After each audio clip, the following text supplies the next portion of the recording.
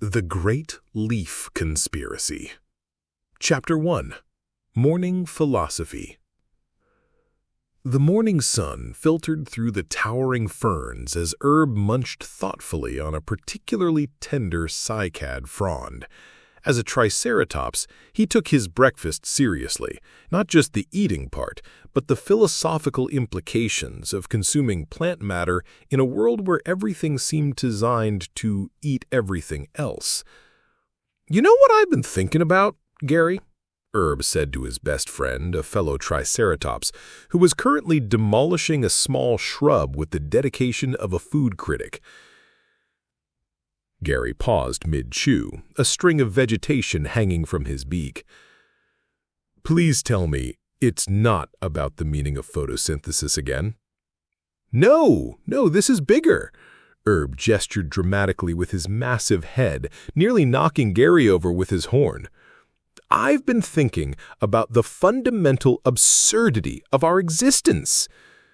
"Oh, great. It's gonna be one of those mornings." Gary resumed his methodical destruction of the shrub. "Herb, it's barely dawn. Can't we have at least one meal without questioning the nature of reality?"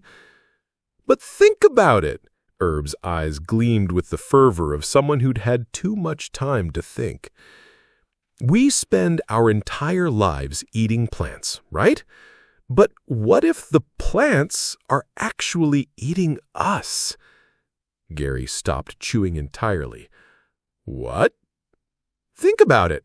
We eat the plants, we fertilize the soil with our waste products. The plants grow bigger and stronger. We're not eating them, we're feeding them. They're using us as a complex nutrient delivery system." From a nearby tree, Stella, the Parasaurolophus, honked derisively. "Oh, here we go. Herb's having another deep thought moment." "Mock me all you want, Stella," Herb called up to her. "But mark my words, one day we'll realize that the plants are the real apex predators, and we're just their unwitting servants." Stella's crest vibrated as she laughed. "Herb, honey, you need a hobby. Maybe something that doesn't involve conspiracy theories about vegetation." "It's not a conspiracy theory if it's true," Herb protested. "Gary, back me up here. You see the logic, right?" Gary looked at his friend with the long-suffering expression of someone who'd been having this type of conversation for the past 15 years. "Herb, yesterday you were convinced that rocks were actually sleeping dinosaur eggs. Last week it was your theory that the sky is blue because it's sad about something. I'm starting to think you just like arguing with reality." "Those are all still valid theories," Herb huffed. "Just because I have an open mind doesn't make me crazy." "No," said a dry voice from behind them. "But it doesn't help your case either." The two friends turned to see Rex approaching through the morning mist. The massive Tyrannosaurus Rex moved with the casual confidence of someone who had never needed to worry about being eaten by anything else ever. "Morning, Rex," Gary nodded respectfully. Despite being herbivores, both Gary and Herb had a healthy respect for their carnivorous neighbors. It was less about fear and more about professional courtesy. Rex was simply better at the whole survival thing. "Morning, gentlemen. Heard you discussing plant consciousness from half a mile away." Rex settled down nearby, careful not to get too close. Even in friendly conversation, there were certain social boundaries that everyone respected. "See?" Herb exclaimed. "Rex gets it. Tell them, Rex. Doesn't it make sense that plants might be more intelligent than we think?" Rex considered this with the gravitas of someone whose survival had always depended on understanding the food chain. "Well, Herb, I've spent my whole life hunting things that eat plants, and I can tell you this much. The plants never run away when they see me coming." "That's because they don't need to." Herb was getting excited now.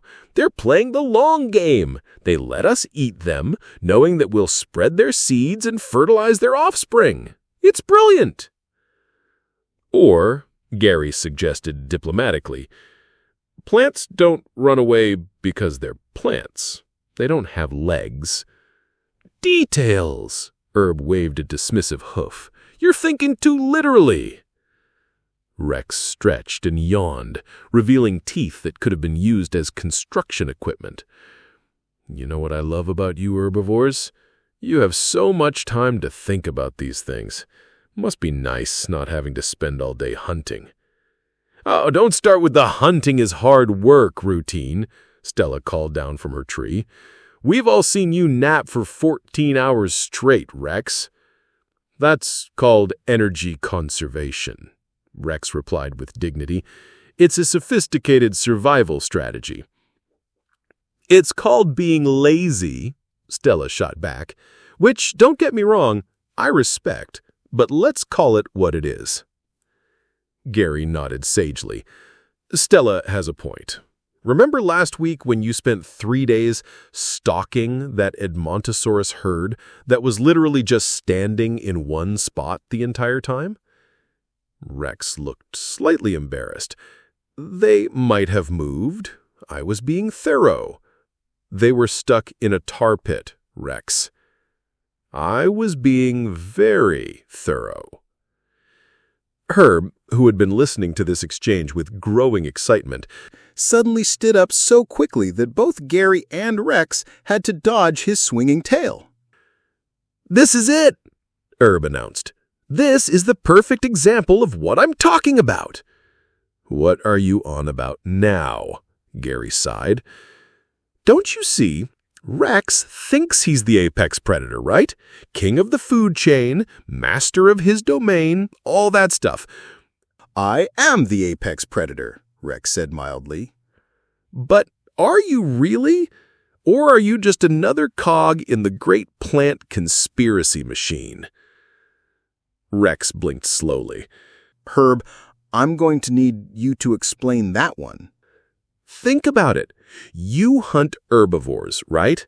And what do herbivores eat? Plants, Rex said cautiously, sensing a trap. Exactly. So really, you're just eating plants with extra steps. The plants are controlling the entire food chain. They grow, herbivores eat them, carnivores eat herbivores. It's all just plants manipulating us into a more efficient nutrient distribution system. There was a long silence as everyone processed this logic. Finally, Gary spoke up. Herb, that's actually kind of disturbing when you put it like that. Right? Herb was practically bouncing now. We're all just puppets dancing to the tune of chlorophyll. Rex looked thoughtfully at a nearby fern, which swayed gently in the breeze.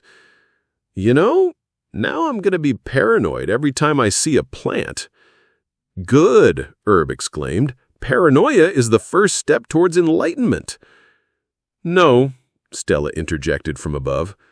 Paranoia is the first step towards madness. There's a difference. Is there, though? Herb asked seriously. What if madness is just seeing reality too clearly for everyone else's comfort? Gary groaned. And here he goes again. Herb, you realize you're arguing that being crazy makes you more sane, right? I'm arguing that sanity is just a collective agreement to ignore uncomfortable truths. Rex chuckled, a sound like distant thunder. You know what? I like Herb's theories.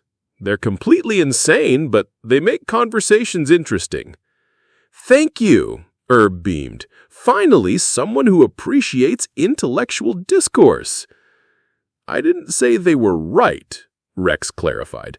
They're interesting. There's a difference. Everything is interesting if you think about it hard enough, Herb replied philosophically. Or, Gary suggested, everything seems interesting when you think about it too hard.